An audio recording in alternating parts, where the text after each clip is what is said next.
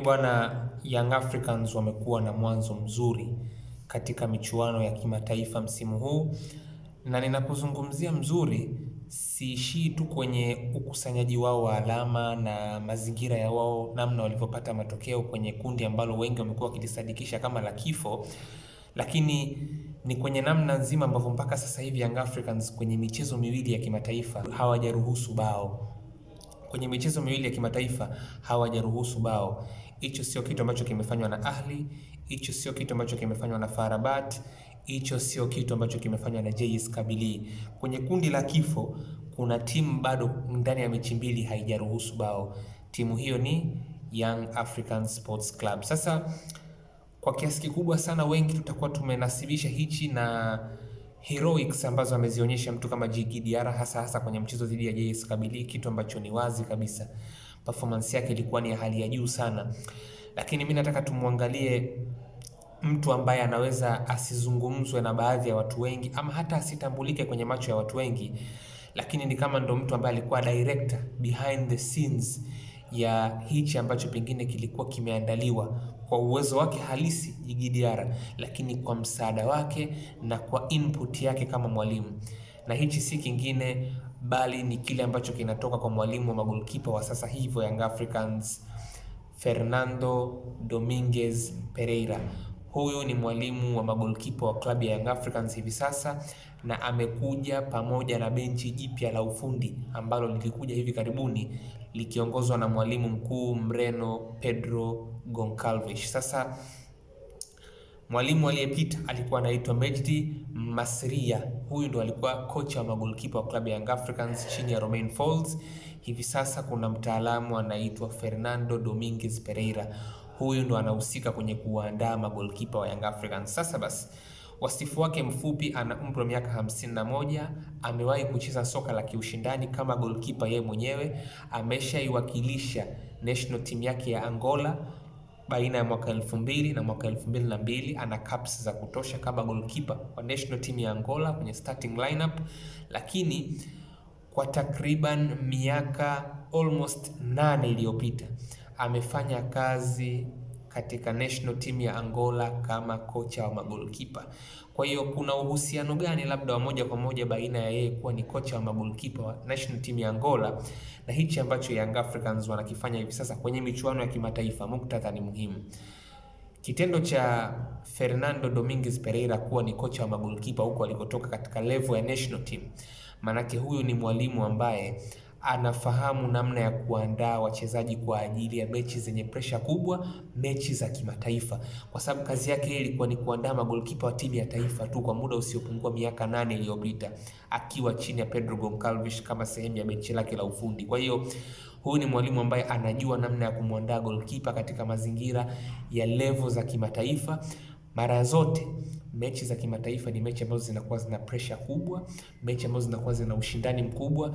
Goalkeeper humwandai tu kwenye uwezo wake binafsi kama mchezaji, lakini unatakiwa pia umwandai kisaikolojia, awe tayari kukabiliana na ile pressure ambayo inakuja kwa kuwa goalkeeper katika mechi za kimataifa. Falsafa yake kuu kocha wa magolikipa wa sasa hivi wa Young Africans Fernando Dominguez Pereira, ambaye namzungumzia kwenye video hii, ni kwamba if your feet are wrong, your hands will be late. Miguu yako ukiwa umekosea kwenye namna ya kuisimamisha unapokuwa kwenye lango lako unajaribu kuzuia mipira isiingie wavuni, mikono yako ni lazima itachelewa. Kwa hiyo huyu ni mwalimu ambaye kabla hujakuja kwenye namna ambavyo goalkeeper anatakiwa kutumia mikono yake kuutoa mpira wavuni, yeye anaamini zaidi kwamba msingi wa goalkeeper kuweza kuhakikisha mpira hauingii wavuni kutokana na majaribio ambayo yatakuwa yanafanywa kwenye lango lake ni namna ambavyo miguu yake itakuwa inatembea na kusimama kulingana na motion ya mchezo. Kwa hiyo ukijaribu kumwangalia namna ambavyo Diarra ana handle situation za kukutana na majaribio akiwa langoni kwake, kwanza humuoni Diarra kuwa ni mtu ambaye anarukaruka ovyo. Yaani kuna ustahimilivu sana kwa Diarra, mpaka unamwona anaruka ni last minute kwamba ameshapata picha kamili ya kile ambacho mshambuliaji anajaribu kukifanya kuelekea kwenye lango lake, ndipo unamwona Diarra anafanya reaction ya kuruka. Unajua kuna magolikipa, kuna muda unamkuta golikipa anawahi kuruka. Ukimwangalia Diarra kwa mfano kama jaribio ambalo lilifanya Babacar Sarr katika mchezo dhidi ya JS Kabylie, mpira mpaka ushatoka kwenye mguu wa Babacar Sarr, ndo Djigui Diarra ana attempt kwenda kucheza ule mpira pale chini.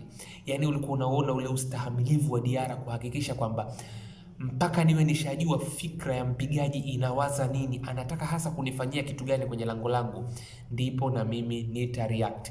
Lakini kitu kingine ambacho tumekuja kukigundua, huyu ni mwalimu ambaye anapomwandaa goalkeeper. Of course Djigui Diarra ni goalkeeper wa kisasa, tunasema wale modern goalkeepers, lakini huyu ni mwalimu ambaye kuna muda anaamini zaidi kwenye kurahisisha vitu, hasa timu inapokuwa inaanza mchakato wa build up.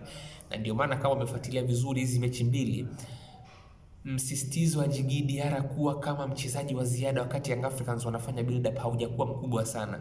Sio kwamba amekatazwa asifanye hivyo, anafanya hivyo, lakini ule msisitizo haujakuwa mkubwa sana. Kama mtu uliangalia vizuri mechi dhidi ya FAR Rabat pale Zanzibar, kuna muda Young Africans walikuwa wanawashambulia FAR Rabat, hasa kwenye kipindi cha kwanza timu yote ilikuwa imevuka katikati ya uwanja.